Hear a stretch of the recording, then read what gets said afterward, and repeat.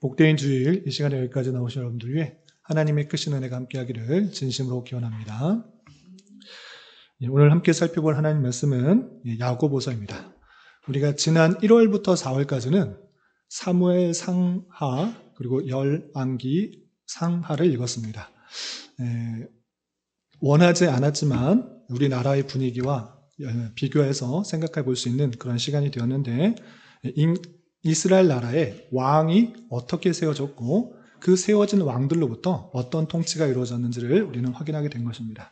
그러므로 말미암아 인간왕, 사람 왕의 불완전성 그리고 연약함, 제한성들을 깨달아 우리가 참으로 믿고 의지할 것은 다윗에게 약속하셨던 그 자손으로부터 오는 예수 그리스도를 통하여서 우리 참된 왕으로 모시며 구속자로 섬겨야 될 것을 우리는 교훈받았던 것입니다.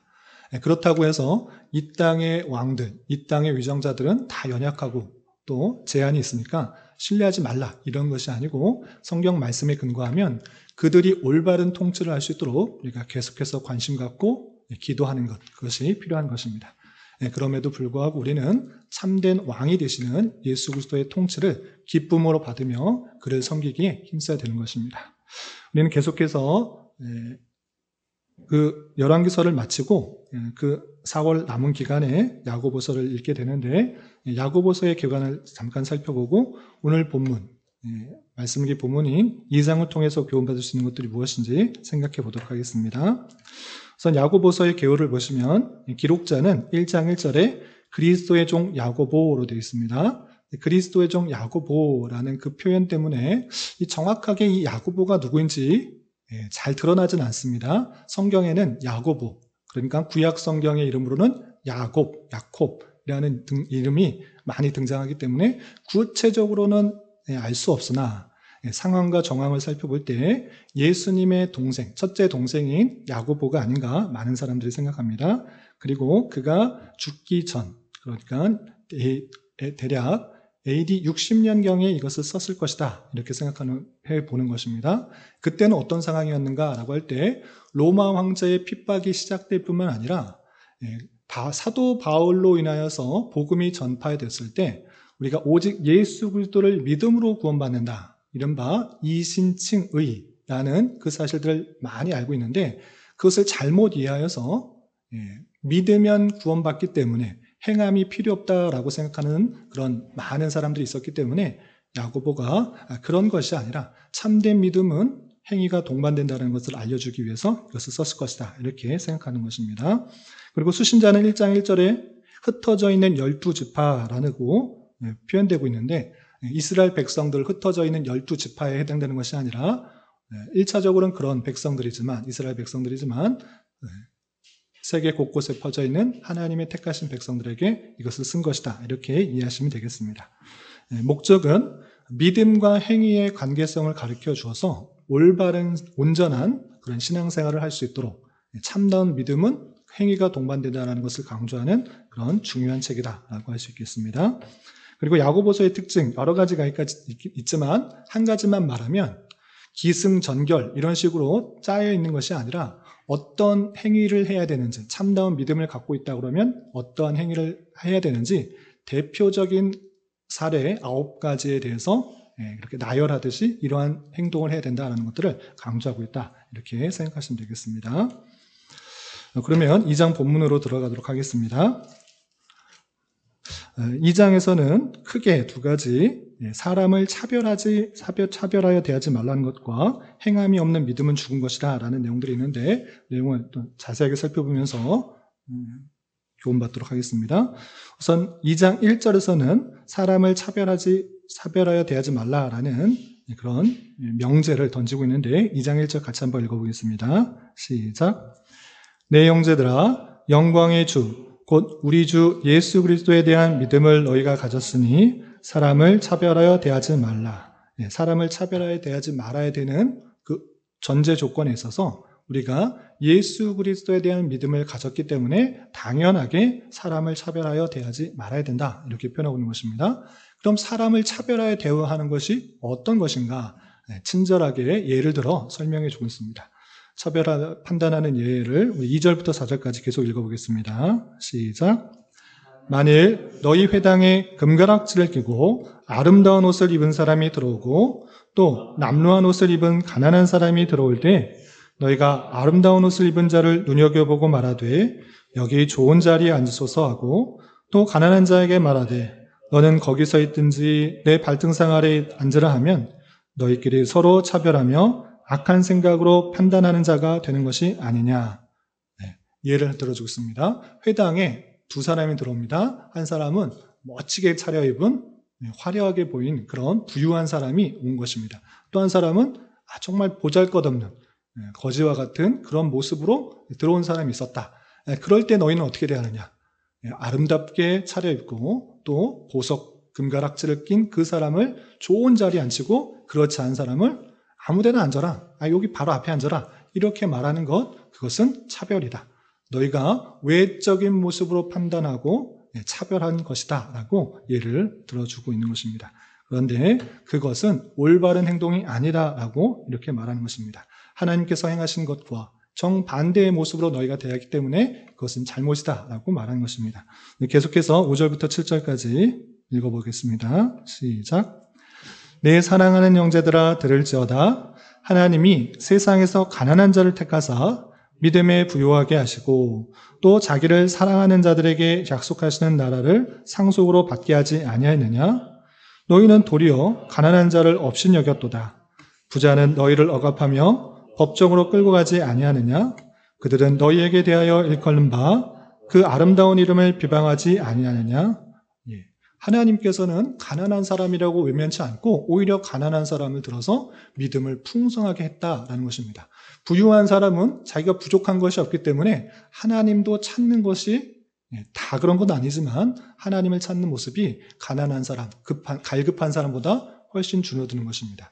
그 부유한 사람은 오히려 자신이 갖고 있는 부와 명예, 지위, 권력을 이용해서 더 착취하려고 하는 모습들이 더 많은데 오히려 그런 사람들을 잘 대우하고 그렇지 않은 사람들을 업신여긴 그 모습들, 그것은 잘못이다.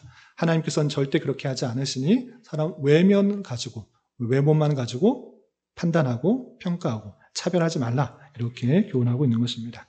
그리고 이 차별하는 것은 아주 작은 사소한 문제같이 보이지만, 사소한 죄 같은 보이지만 그것은 그것 또한 죄이기 때문에 너는 범법자로 만드는 것이다 라고 성경의 전체에 교훈하여서 그것이 얼마나 잘못된 것이 알려주고 있습니다.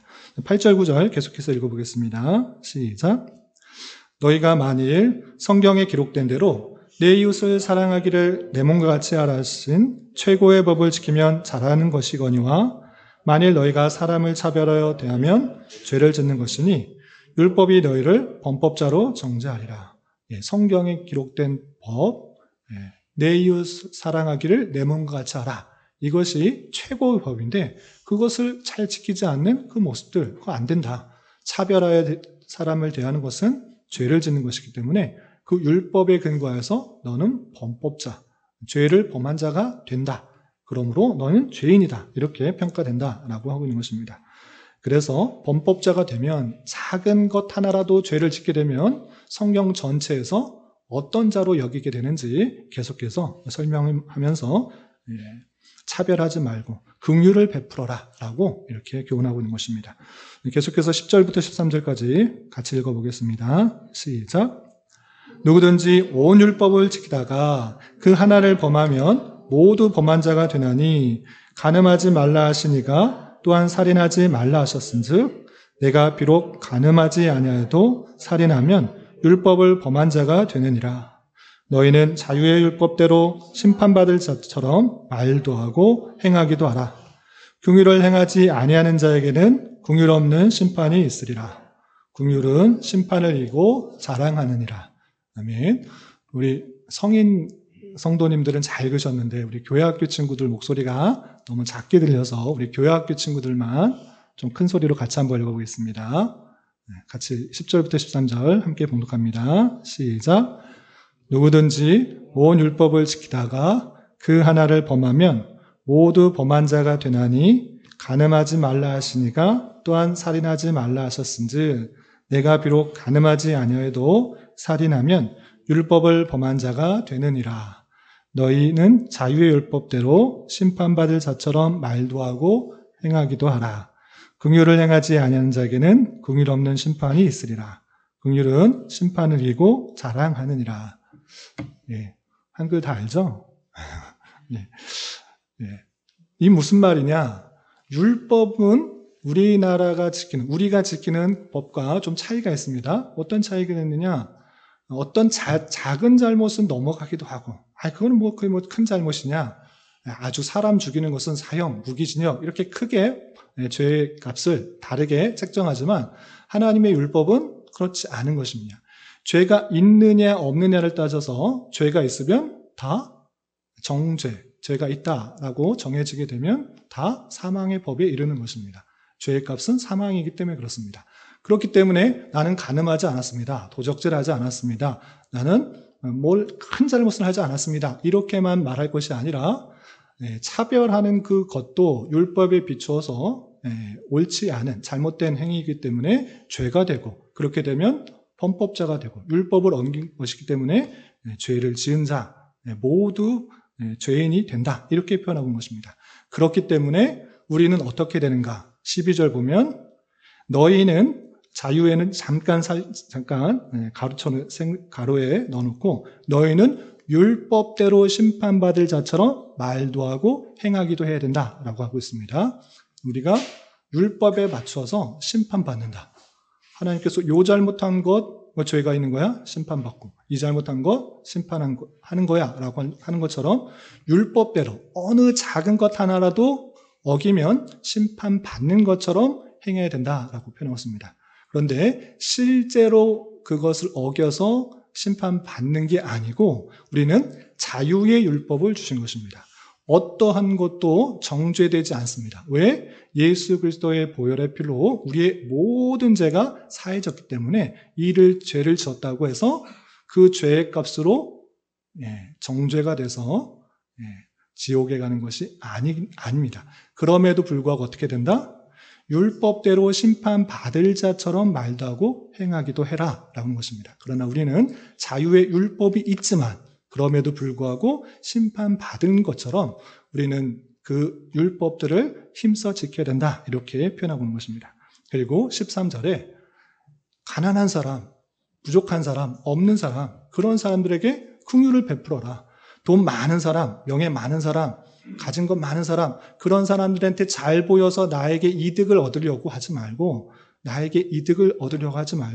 오히려 없는 사람, 불쌍한 사람, 도움이 필요한 사람들에게 긍휼을 행하는 것, 그렇게 행할 때 긍휼이 우리에게 주어지고 우리가 심판을 이기게 된다라고 하면서 사람을 외모만을 가지고 없이 부족함이 있는 사람들에게 차별 대우하지 말라, 이렇게 교훈하고 있습니다.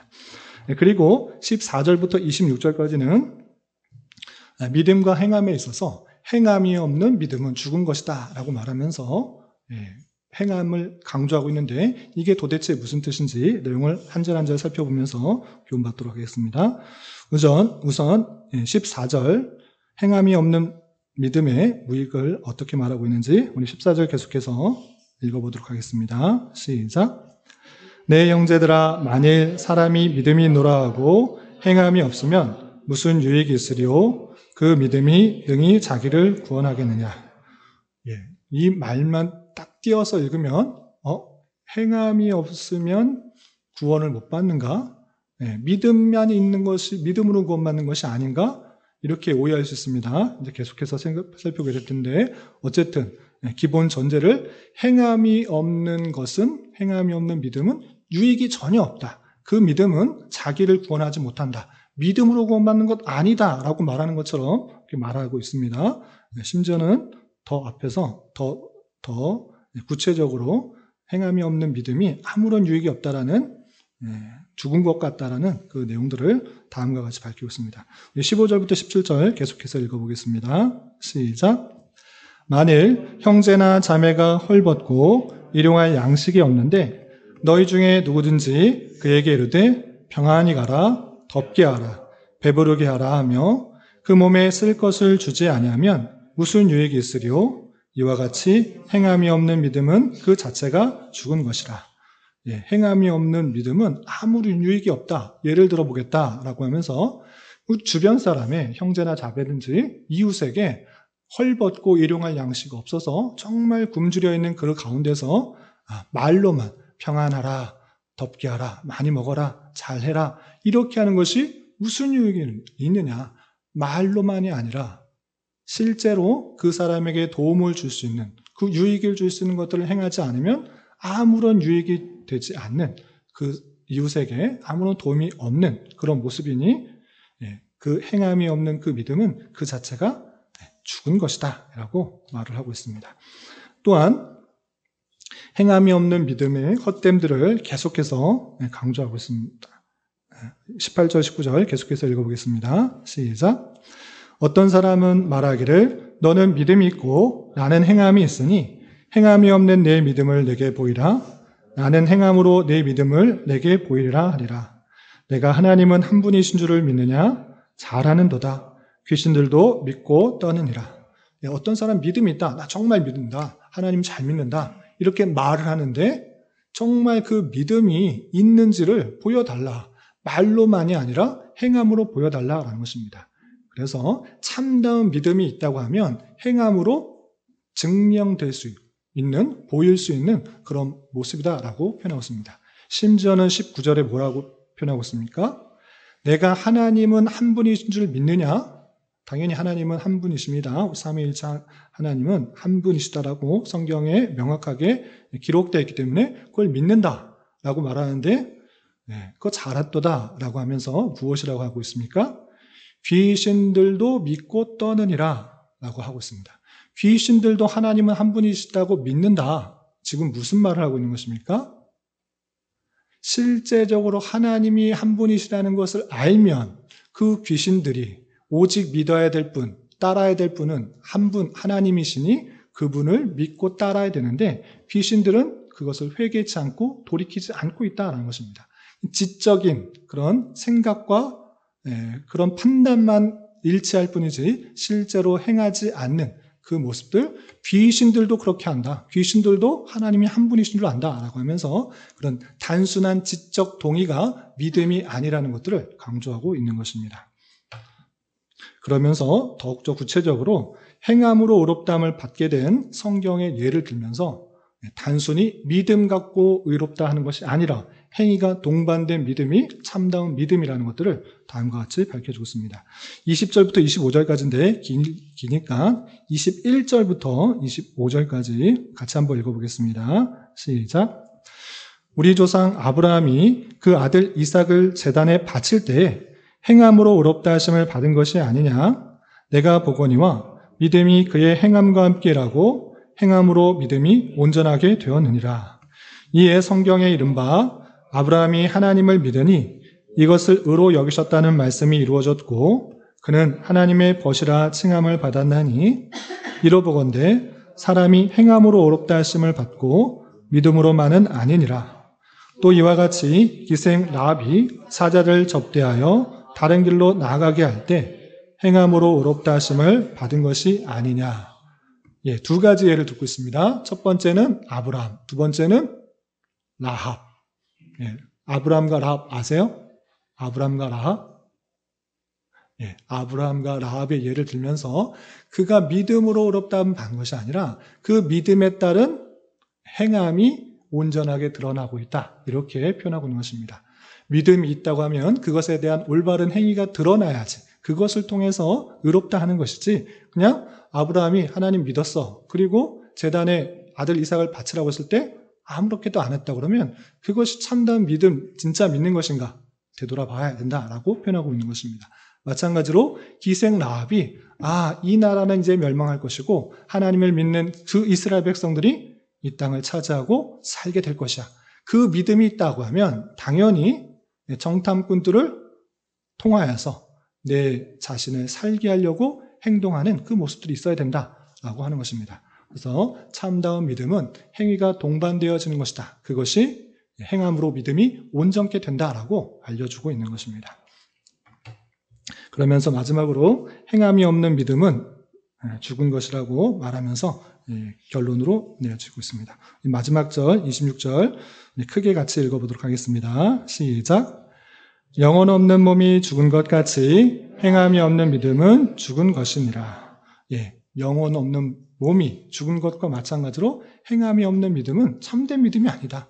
행함이 동반된 그 믿음, 그 믿음이 참 믿음이고 그것이만이 우리가 따라야 될 것이다 라고 말하면서 잘못된 믿음, 지적인 동의와 또 지적인 그런 판단이 참된 믿음이 아니다라는 것들을 강조하면서 맞춰주고 있습니다. 여기까지가 2장의 내용인데 이를 통해서 교훈받을 수 있는 것들을 세 가지로 정리하겠습니다. 첫 번째, 사람을 차별하여 대하지 말라고 한 이유가 무엇이었는가 생각해 봤으면 좋겠습니다. 야고보는 사람을 차별하여 대하지 말아야 되는 이유는 우리가 주 예수 그리스도에 대한 믿음을 가졌기 때문에 그렇다라고 표현했습니다. 그렇기 때문에 당연히 차별하지 말아야 된다라고 표현하고 있는데 그 차별하지 말아야 되는 그 예수 그리스도에 대한 믿음은 무엇인가 라고 할 때 예수 그리스도께서 우리를 위하여 죽으신 것은 우리의 외적인 어떤 모습을 보시고 그렇게 구원하셨는가? 그렇지 않았다라는 것입니다. 우리의 외적인 모습을 보고 우리를 택하시고 또 우리를 위해서 희생하셨다고 하면 남아있는 사람 또 하나님의 그 조건에 만족할 만한 사람이 없는 것입니다. 그러나 하나님께서 우리를 택하여 주시고 구원해 주시는 그 놀라운 사랑을 보여주신 것에서는 차별이 있지 않고 가난하거나 또는 부유하거나 남자이거나 여자이거나 상관없이 하나님께서 우리에게 그렇게 하셨다는 것입니다. 오히려 이스라엘 백성을 택하신 것은 그 수요가 많아서도 아니고 그 수요가 작았기 때문이고 또한 가난한 자를 택하여서 믿음을 부요케 함으로 온전한 신앙을 갖도록 하신 그 모습을 보게 됩니다. 따라서 주님께서 우리에게 그 놀라운 사랑을 보여주셨을진데 우리가 구원받을 만한 어떤 조건이 있어서가 아니라 여전히 죄인임에도 불구하고 우리에게 보여주신 사랑이 있기 때문에 우리 또한 그 사랑을 본받아서 사람들을 외적인 모습만을 가지고 차별하여 대하지 말라라고 하는 것입니다. 우리가 정말 그러한 모습 가운데 사람을 판단하고 차별하고 있지는 않은지 되돌아보면서 사람들 동등하게 잘 대해야 될 것입니다. 이런 저와 여러분 되시기를 주님의 이름으로 부탁을 드립니다. 두 번째는 이 말에 대해서 오해를 하지 말아야 되기 때문에 좀 본문에서는 벗어나지만 꼭 알아야 될 그 내용들을 함께 나누고자 합니다. 성경에서는 차별하지 마라, 외적인 것을 갖고 차별하지 말라라고 했더니 그럼 모든 것을 다 차별하지 말아야 되는가? 이런 식의 잘못된 생각을 하는 경우도 있는 것입니다.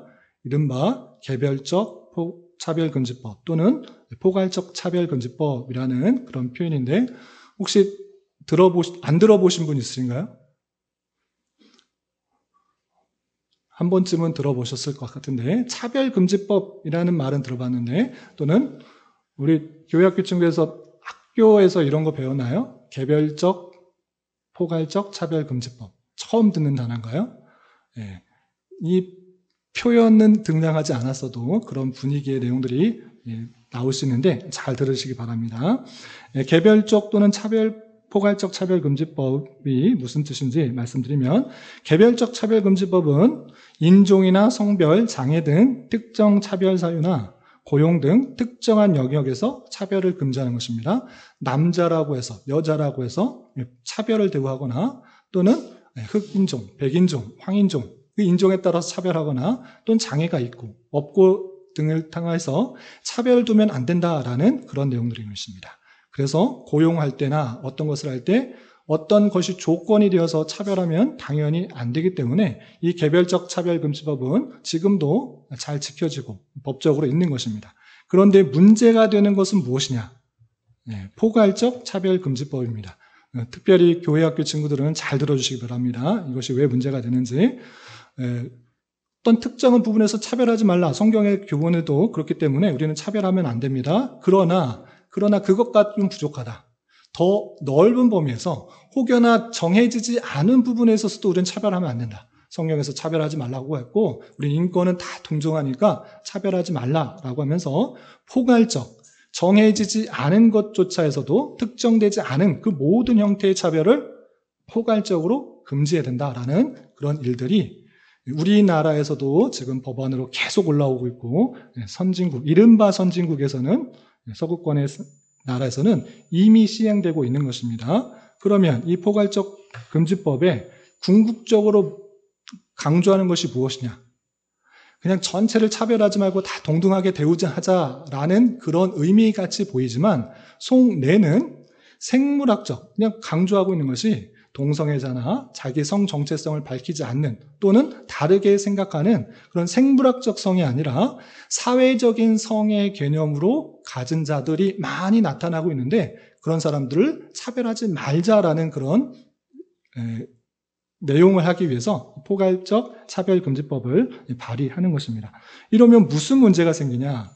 많은 문제들이 있지만 대표적인 문제 3가지를 말씀드리겠습니다. 첫 번째, 종교의 가치관이 파괴됩니다.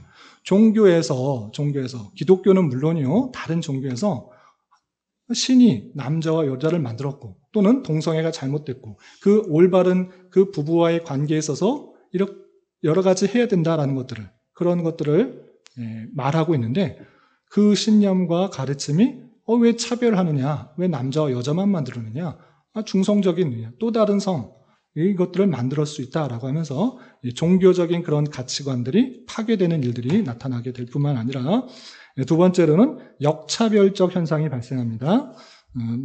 우리는 스포츠 보신 분들이면 잘 아시겠지만 권투하는 데 있어서 여자와 여자가 경기하는 것이 아니라 나는 남자였는데 나 여자로 성 바꿨어 라고 하면서 권투 경기나 아니면 육상 종목이나 아주 차이가 많이 나는 그런 일들을 나는 사회적 성을 바꿨기 때문에 난 똑같이 해야 돼 라고 말하면서 오히려 약자가 차별당하고 있는 그런 현상들이 발생하고 있을 뿐만 아니라 기존의 가치와 질서가 파괴돼서 다양한 의견들, 차별하는 것과 같은 그런 이야기를 하면 다 묵살되고 매장되고 혼란스럽게 만드는 일들이 발생하는 것입니다. 이 밖에도 많은 것들이 있는데 대표적으로 3가지만 말씀드린 것입니다. 그리고 실제적으로 포괄적 차별금지법이 시행되고 있는 예를 몇 가지만 들겠습니다. 훨씬 더 여러분들 인터넷 찾아보시면 많이 있는데 첫 번째로 미국 많은 주에서 특별히 캘리포니아 주에서 자신의 자녀가 내가 남자예요 여자라고 물으라면 넌 남자야 여자야 라고 말을 할 수 없도록 되어 있습니다. 왜 부모가 그것을 남자인지 여자인지 알려주느냐. 그 자녀가 자기의 성을 택할 수 있도록 그렇게 허용해야지 그렇게 강압적으로 하면 안 된다라고 할 뿐만 아니라 캐나다에서는 어릴 때부터 부모와 상관없이 난 남자로 태어났지만 여자가 되고 싶어 하면서 부모의 동의 없이 성호름을 만들 수 있도록 하는 일들이 법적으로 문제가 없게 되어 있습니다. 그런 일들이 나타나면 어떤 결과를 낳느냐. 호주, 영국 많은 그런 나라들에서 성전환자들이 나타나는 것입니다. 수십 배가 증가되어서 핀란드는 너무나 많은 자기가 성을 바꿔가면서 하기 때문에 법적으로 1년에 한 번밖에 성을 못 바꾼다. 이렇게 하는 일들이 나타나고 있는 것입니다. 이 밖에도 수많은 문제들이 발생하여서 기존 가치와 체계, 질서들이 무너지게 하는 그런 모습들이 나타나고 있는 것입니다. 그러면 이런 일들이 어떻게 전파되고 있는가라고 할 때 인권을 존중하자라고 말하면서 이런 사람도 있고 저런 사람도 있고 이렇게 생긴 사람도 있고 이렇게 판단하는 사람도 있다라고 하면서 인권을 존중하자라는 그런 가치관 아래 다양한 타락한 문화들이 중요합니다. 교육과 언론을 통해 점점점 퍼져나가게 되는 것입니다. 학교에서 또한 언론에서 이런 이야기들이 아주 자연스럽게 흘러가는 것입니다. 우리가 다양한 매체들, 특별히 학교에서 이런 이름들로 아니고 남녀를 존중해야 돼라는 거기서 그치지 않고 다양한 성적인 정체성을 갖고 있는 사람들을 존중해야 돼라고 말을 하면서 인권을 강조하면서 아이들에게 특별히 학교에서 그런 가르침이 계속 퍼지고 있다라고 하는 것입니다. 또한 이른바 대중매체, 언론들 통해서는 이런 것들이 나가지 않는 것입니다. 오히려 그런 사람들의 옹호적인 입장들만 많이 나가고 비판적인 입장들은 감춰지고 있는 그 현실을 직시해야 된다는 것입니다. 언론과 교육을 통해 계속해서 인권을 빙자하면서 잘못된 타락한 문화들이 퍼져가고 있다는 것을 우리는 잘 알아서 우리는 기존 가치와 체계들을 파괴하는 모습으로 지금 나가고 있다는 것들을 경계심을 갖고 있어야 될 것입니다.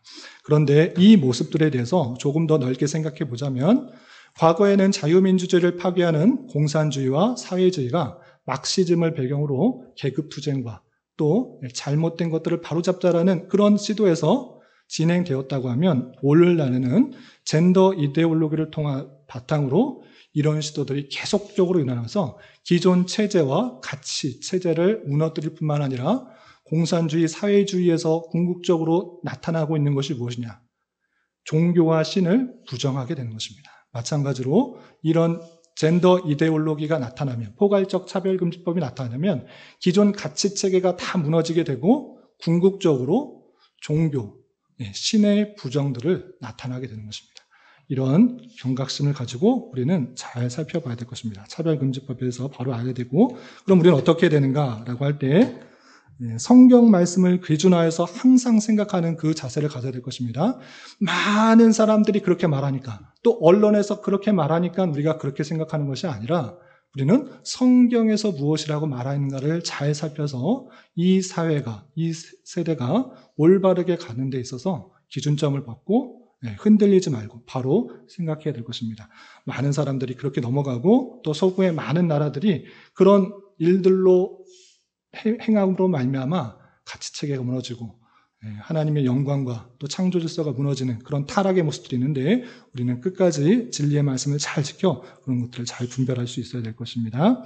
하나님의 말씀을 잘 기준하여 올바른 판단과 결정을 할 수 있는 저와 여러분 되시기를 부탁을 드립니다. 그리고 마지막으로 한 가지 더 생각했으면 좋은 것은 행함이 없는 믿음은 무엇이라고 했는가 살펴봤으면 좋겠습니다. 야고보는 사람이 믿음이 있다고 하고 행함이 없으면 아무 유익이 없다라고 표현하고 있는 것입니다. 그러한 믿음은 귀신들도 있다. 귀신들도 하나님이 한 분이시라는 거 안다. 잘 안다. 잘했다. 그런데 그들은 변화되지 않고 여전히 하나님의 영광을 가리는 그런 모습 가운데 있는데 그런 것과 똑같지 않고 무엇이냐라고 강하게 지적하고 있는 것입니다. 그렇게 그런 행함이 없는 믿음은 자기를 구원할 수 없다라고 말하고 있는 것입니다. 이 야고보의 말은 잘 이해되는데 바울이 계속해서 강조했던 이 신층이 사람은 행위로서 율법으로서가 아니라 믿음으로 구원받는다라는 내용과 배치되는 정반대의 내용을 말하는 것이 아닌 것입니다. 참된 믿음이 무엇인지를 잘 보여주는 것인데 그것은 행위가 동반되는 것이 참다운 믿음이다라고 하는 것입니다. 우리가 어떤 사실을 지적으로 동의한 것, 그것이 믿음이라고 착각하지 말고 그 지적 동의가 감성과 의지를 동반하여서 실제로 삶으로 드러날 때 그것이 참다운 믿음이다라고 강조하고 있다라는 사실들을 잊지 말아야 될 것입니다. 그런데 여기서 또 조심해야 되는 것이 있습니다. 행위가 중요하니까 이것도 행하고 저것도 행하고 하나님의 말씀을 듣는 사람은 이것도 행하고 많은 것들을 행하고 할 때 또다시 조심해야 될 것들이 드러나는데 그것은 무엇이냐? 율법주의적 모습인 것입니다. 주일날 예배 빠지지 말고 당연히 예배를 드려야 되는 것입니다. 다른 데 가지 말고 예배를 드려야 되고 예배를 드리는 것은 꿇어 엎드려 예를 갖추는 것입니다. 찬양을 어떻게 하는지, 설교를 얼마나 잘하는지, 얼마나 재밌고 설득력 있게 하는지 판단하고 감상하고 평가하는 자리가 아니라 하나님의 그 놀라운 영광 앞에 꿇어 엎드려 절하는 것입니다. 하나님의 그 놀라운 영광, 주권 앞에 나는 죄인인데 나 같은 죄인을 살리셔서 이 자리에 있게 하신 것에 감사하며 있는 것입니다. 그렇게 예배를 드려야 할 것이고 또 주일날 해서는 안 되는 것들이 무엇이고 행해야 되는 것이 무엇이고 또 어떤 자리에서는 무엇을 해야 되는 것인가 가장 많은 것들로 이야기할 수 있으나 그 많은 이야기들이 정신과 생각 없이 행하는 것으로 말미암아 나는 이것을 행했고 이것도 행했고 이 사람은 저것을 안 행했으니 사람들을 평가하는 기준으로 율법주의로 나가기 쉽다라는 것입니다. 그래서 저는 강조하기를 그 행위가 나가는 데 있어서 중요한 게 무엇이냐? 그것은 하나님의 말씀에 감동되어서 성령님께서 주관하여 주셔서 자원하는 마음으로 행하지 않으면 대단히 율법주의로 빠질 수 있다는 것입니다. 제가 하나님의 말씀을 기준하여서 여러분 전도하십시오. 3명, 4명 전도하시고 가족을 전도하시고 이웃사람을 전도하시고 가진 사람들 다 데려와서 이 자리에 앉혀주십시오. 주일날 빠지지 마시고 또는 어떤 직분을 가지고 있으면 몇 명을 데려오고 어떤 것도 하고 어떤 것도 11조도 하고 감사문도 하고 성경문도 하고 하십시오.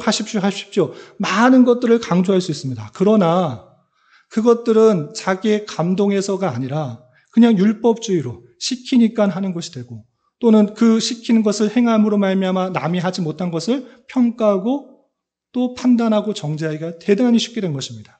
그래서 저는 강조하는 것이 무엇이냐? 여러분들에게 그런 열심들을 강조하고 싶지만 그 먼저 하나님의 말씀이 이곳에서 제대로 선포되게 해달라. 말씀을 통해 하나님의 영광과 존귀와 자비와 그 풍성하심이 온전히 드러남으로 말미암아 내가 정말 기쁜 마음으로 그것을 행해야 되는구나. 이것도 행하고 저것도 행하고 잘 행하는 사람이 되어야 되겠구나라고 느껴지도록 하는 것입니다. 율법을 지켜야 된다라고 강조하는, 행위만은 강조하는 그 모습들에서는 대단히 율법주의가 나타난 줄 알아. 하나님의 말씀이 온전히 선포되어서 그 기쁨으로 감사로 또 성령님께서 우리의 주관하시는 그 마음으로 여러 가지 일들을 기쁨으로 잘 감당하도록 하는 것이 되어야 될 것입니다. 하나님의 주권을 강조하는 그 신앙 속에서는 자칫 인간의 자율성과 노력이 없어지는 것 같아 보입니다. 하나님께서 주권 가지고 이 세상을 다 창조하시고 섭리하시고 다스리신다. 구원할 사람도 다 구원하신다. 라고 하면 인간이 할 게 아무것도 없네. 이렇게 생각하기 쉬우나 하나님께서는 우리를 로봇으로 만들지 않으시고 생각하고 판단하고 느끼고 감정하고 실제로 내가 행해야겠다라고 인격성을 부여해서 행하도록 하시는 것입니다. 그러므로 말미암아 우리 교회에서 하나님의 진리의 말씀이 잘 선포되게 기도하는 것 여러분들이 하는 일이시고 그 말씀을 통해서 여러분들이 깨달은 바 기쁨과 감사로 여러 가지 일들을 잘 행해야 되는 것입니다. 또한 하나님의 말씀이 잘 선포되지 않는다고 할지라도 낭망하거나 좌절할 것이 없이 여러분들 개인에게 있어서 하나님의 말씀이 주어졌다는 사실을 잊지 말아야 할 것입니다. 제가 부지런히 그리고 애써서 노력하고 있는 것이 무엇인가? 여러분들 각자의 손에 성경이 들려져서 성경을 바로 이해할 수 있도록 하는 것, 그것이 저의 사역의 목표인 것입니다. 제 마이크에, 목소리에 모든 것을 맡기지 마시고 실수하고 연약하고 부족한 그 인간이고 제한 있는 사람인 줄 알아. 또 이 목사는 영원한 것이 아니라 언제든지 바뀔 수도 있고 죽을 수도 있는 것이고 언제든지 바뀔 수 있는 줄 알아. 우리에게 주어진 그 말씀을 어떻게 읽어 나가야 되는지, 어떻게 해석해야 되는지 부지런히 가리키고 배경과 또 주석과 역사적 교리와 그 내용들을 가리키는 줄 알아. 여러분들은 부지런히 성경을 들고 그 말씀을 잘 해석할 수 있는 능력을 길러서 하나님의 말씀이 저에게서 제대로 선포되지 않을지라도 여러분들이 부지런히 성경을 읽는 그 습관과 실력을 길러 그 말씀을 통해 교훈받고 살아가는 삶이 되어야 될 것입니다. 이런 저와 여러분 되시기를 주님의 이름으로 부탁을 드립니다. 기도하겠습니다. 하나님 아버지 감사합니다. 오늘 말씀을 통하여 사람을 외적인 것으로 차별하지 말아야 할 것과 행함으로 드러나는 참된 믿음에 대하여 교훈받았습니다. 이런 말씀을 대한 자로서 하나님께서 우리를 택하여 주시고 믿음에 부요케 하신 것처럼 우리 또한 하나님의 놀라우신 은혜를 깨달아 외적인 모습으로 남을 판단하거나 차별하지 않게 하여 주시고 더 어렵고 힘든 사람들에게 긍휼과 자비를 베풀 수 있는 자 되게 하여 주시옵소서. 또한 우리 믿는 믿음이 단순히 사상과 생각의 동의에 그치지 않게 하여 주시고 참된 믿음에 따라 우리에게 주어진 자리에서 순종과 헌신과 수고로 그 믿음이 잘 드러날 수 있도록 은혜를 더하여 주시옵소서. 예수님의 이름으로 기도 올리옵나이다. 아멘.